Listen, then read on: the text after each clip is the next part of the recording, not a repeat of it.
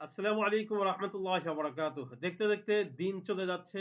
SA food সার্ভিসের আহ, প্রচার প্রসার দুটোই কিন্তু আলহামদুলিল্লাহ যেমনি ভাবে চলুক মোটামুটি চলছে আলহামদুলিল্লাহ। আপনারা যদি আপনাদের রিভিউ গুলো আরো সুন্দরভাবে দেন, আশা করি আপনাদের এই সুন্দর সুন্দর ছোট্ট ছোট্ট রিভিউ গুলো আরো অনেক বড় আকারে সবার কাছে পৌঁছে যাবে এবং পজিটিভ একটা ভাইব তৈরি হবে, যার মাধ্যমে এসএ ফুড সার্ভিস আরো দ্রুত এগিয়ে যাবে।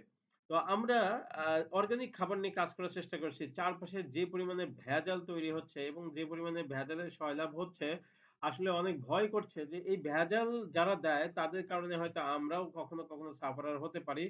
এই ভেজালের ভিড়ে আমরা আসলে হারিয়ে যেতে না যাই, এজন্য আপনাদের সাপোর্ট দরকার। কারণ অনেক জায়গায় আছে যে মানে এত তথ্যের ঘাটতি এবং এত তথ্যের হেরফের, মানে এত এলোমেলো অবস্থা, এগুলোর মধ্যে আসলে চ্যালেঞ্জ নিয়ে সারভাইভ করা, চ্যালেঞ্জ নিয়ে দাঁড়িয়ে থাকা, চ্যালেঞ্জ নিয়ে একবার ইস্পাত দৃঢ় থাকা খুব কঠিন। তারপরও দৃঢ় প্রত্যয় গ্রহণ করেছি, যেভাবেই হোক এই রাস্তায় থাকতে হবে।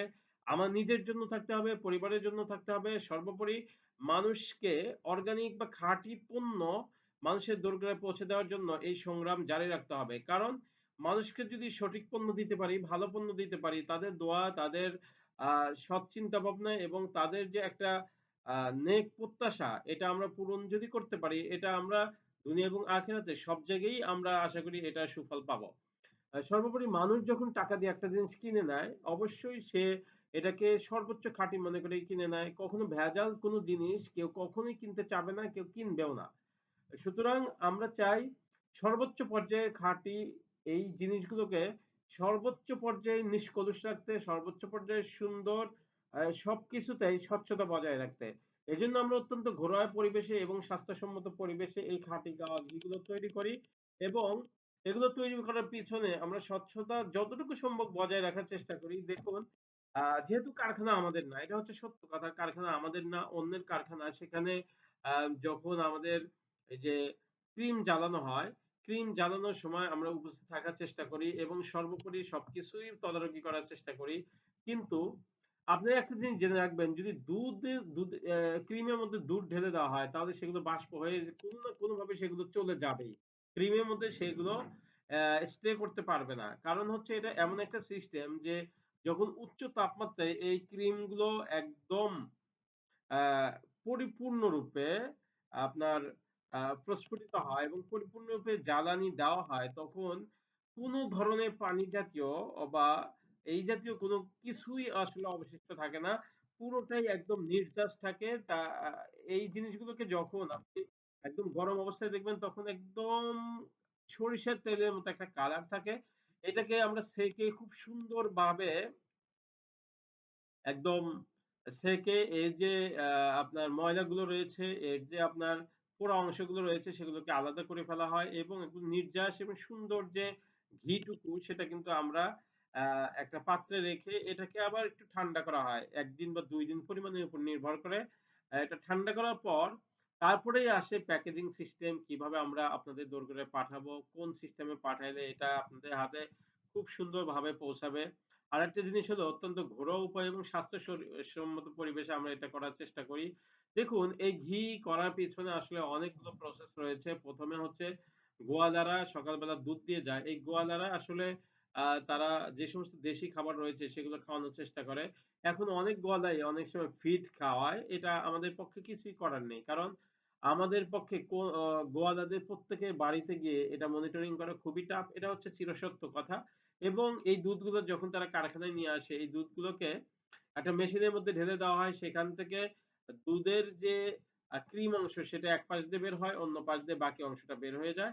যেই অংশটা পরবর্তীতে আপনার ছানা বানায় কেউ, কেউ ঘোল বানায়, কেউ মাঠা বানায় বা কেউ এই যে দই বানায়। এরকম অনেক প্রসেস আছে। কিন্তু এই ঘিয়ের জন্য আপনার ক্রিম ছাড়া অন্য কোনো কিছু নেই এবং এর মধ্যে অন্য কোনো কিছুই মিশাইতে হয় না। একটা সবচেয়ে সহজ পদ্ধতি হচ্ছে, আপনি যদি ক্রিম সেপারেশন করতে পারেন, তাহলে এই ঘি তৈরি করতে আর কিচ্ছু লাগবে না, শুধু জাল দিতে হবে। যতক্ষণ জ্বালানি দিবেন, একদম কড়া জাল করলে সবচেয়ে ভালো আমার মতে। কাঁচা জালে ঘিটা তেমন আ পছন্দ করি না। অনেকেই আবার পছন্দ করেন। বাকি কড়া জালের ঘিটাই হচ্ছে দীর্ঘদিন রাখার জন্য, দীর্ঘদিন রেখে খাওয়ার জন্য একদম উত্তম পাথেয় বলা যায়। তো এই ঘি করার পেছনে আসলে এই ধাপগুলো থাকে। আ সবচেয়ে বড় কথা হচ্ছে এই যে ক্রিম সেপারেশন করার পরে যে মনিটরিং বিষয়টা তখন আমরা উপস্থিত থাকি। যখন সকালবেলা গোয়ালারা দুধ দিয়ে যায় এবং তারপরে যে প্রসেস গুলো আছে সেইগুলোতে আমরা থাকি। বাকি দুধের আগের যে প্রসেস গুলো আম একজন যাদের গরু আছে তারা কিভাবে গরুকে খাওয়াচ্ছে সেগুলো কিন্তু মনিটরিং করা আমাদের পক্ষে পসিবল হয় না। আমরা জাস্ট দেখি যে চারপাশে চারণভূমি রয়েছে, সেখানে ঘাস রয়েছে। এগুলো দেখে আমরা অনেকে ভিডিও করি, অনেকে খড়ের ভিডিও করে। আমরা তো এইগুলো আমরা করিয়ে দেখাই। কিন্তু আমাদের মূল কাজ হলো ক্রিম সেপারেশন এর পরে জ্বালানি থেকে প্যাকেজিং করা পর্যন্ত মূলত আমাদের কিছু মনিটরিং থাকে। এই জায়গাগুলো ক্লিয়ার করা দরকার সেটাই আপনাদের সাথে একটু শেয়ার করলাম।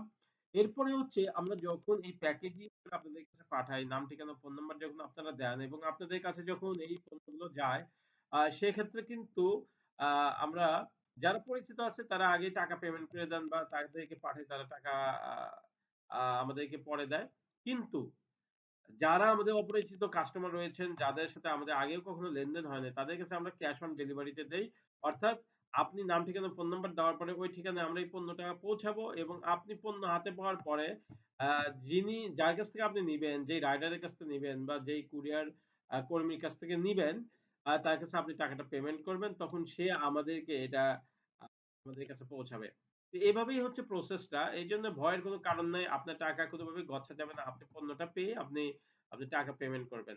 প্রত্যেকটা কাজ অত্যন্ত স্বচ্ছতার সাথে করার আমরা চেষ্টা করি। এরপরও আমরা মানুষ, আমাদের অনেক ল্যাকিংস থাকতে পারে। সেই জায়গাগুলো আপনারা একটু রিকভারি করে দিবেন। কোনো প্রবলেম থাকলে সেটা আমাদের সাথে শেয়ার করবেন। সর্বোচ্চ পর্যায়ে মনিটরিং এর মাধ্যমে আপনার কথাকে গুরুত্ব দিয়ে আমরা আমাদের প্রবলেম গুলোকে সলভ করার চেষ্টা করব। আমাদের সাথেই থাকবেন, আমাদের ভুল ত্রুটিগুলোকে ধরিয়ে দিবেন। বাকি আরো বুদ্ধি পরামর্শ দিয়ে আমাদেরকে এগিয়ে যাওয়ার পথে আরো আপনার ভূমিকাটাও উপস্থাপন করবেন ইনশাআল্লাহ।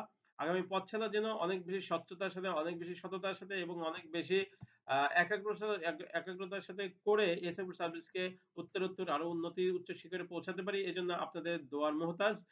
সকলে আমার জন্য দোয়া করবেন। ওমা তাওফিক ইল্লা বিল্লাহ। পরবর্তী সময়ে আবার দেখা হবে। আসসালামু আলাইকুম ওয়া রাহমাতুল্লাহি ওয়া বারাকাতুহু।